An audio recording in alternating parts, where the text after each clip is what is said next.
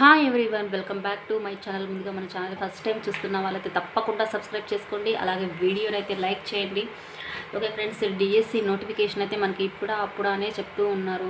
April 1 అన్నారు, ఉగాది అన్నారు, ఈ వారంలో అన్నారు. ఒక వారం కూడా కంప్లీట్ అయిపోయింది. చాలామంది అయితే ఇంకా నోటిఫికేషన్ వస్తుంది అనే నమ్మకం అయితే, హోప్స్ అయితే చాలామంది వదిలేశారు.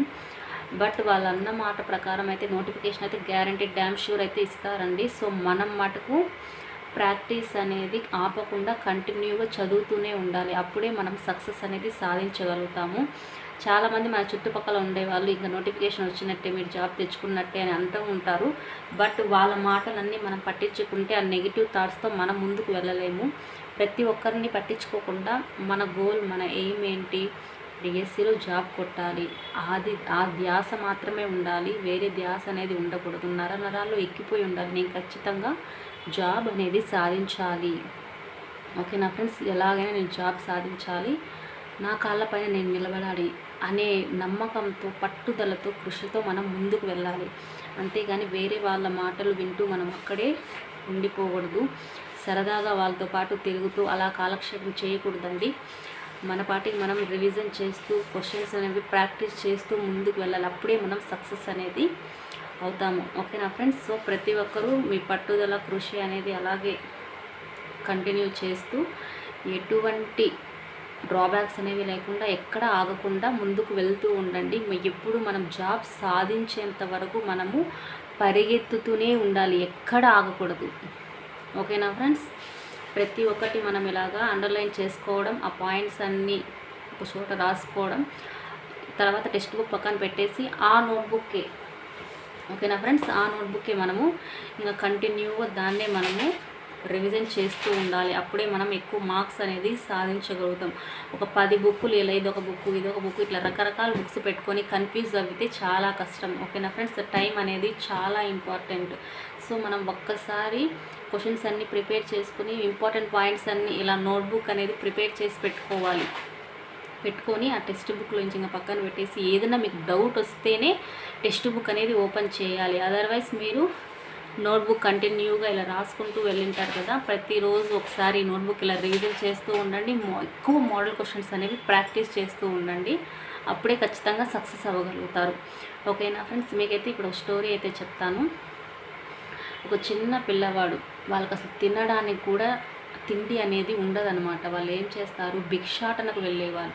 ఆ తల్లిదండ్రులతో పాటు ఆ పిల్లవాడు కూడా భిక్షాటనకు వెళ్ళేవాడు. ఎందుకంటే అసలు తినేదానికి కూడా వాళ్ళకి లేదు కాబట్టి వాళ్ళు భిక్షాటనకు వెళ్ళేవారు. ఒకసారి ఆ పిల్లవాడు వాళ్ళ అమ్మ నాన్న ఇంటి బయట ఉంటే, ఇంటి బయట పెద్దవాళ్ళు ఉంటారు కదండి, ఆ ఇంటి బయట ఉంటే వాళ్ళు వచ్చి వాళ్ళకి భోజనం అవి పెట్టేవాళ్ళు. అలా ప్లేట్లు పట్టుకొని కూర్చొని వాళ్ళ అమ్మ, వాళ్ళ నాన్న, పిల్లవాడు ముగ్గురు కూర్చొని చూస్తూ ఉంటారు, అన్నం పెడితే తిందాము అని.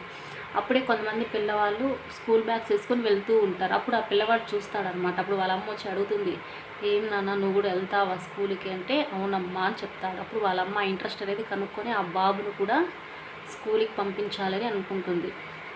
సరేలే అని ఒకరోజు ఏం చేసింది వాళ్ళ అమ్మ ఆ పిల్లవాడిని ప్రభుత్వ పాఠశాలకు పంపించింది.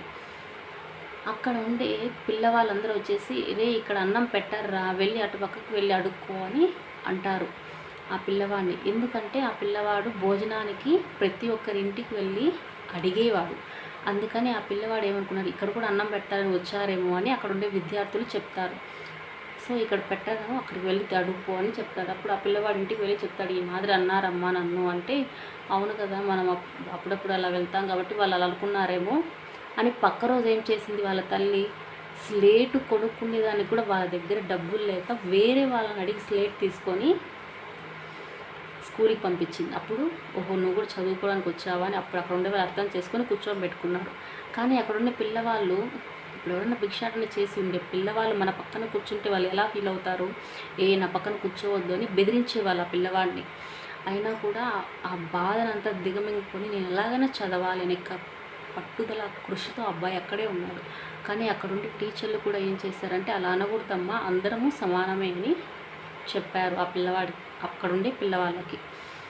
అలాగా ఎన్నో అవమానాలు ఎన్నో ఎదుర్కొన్నాడు ఆ పిల్లవాడు.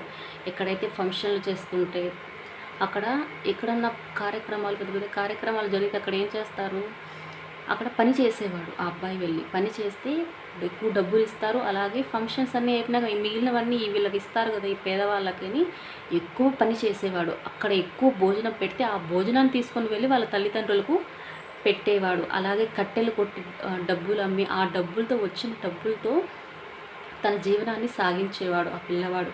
అసలు ఎంత దారుణంగా ఉందంటే అక్కడ ఉండే వాళ్ళు కూడా నీళ్ళు ఇవ్వడానికి కూడా ఆ బాబు గ్లాస్లో ఇవ్వకుండా చిప్ప ఉంటుంది కదా, ఆ చిప్పలలో నీళ్ళు ఇచ్చేవాళ్ళు.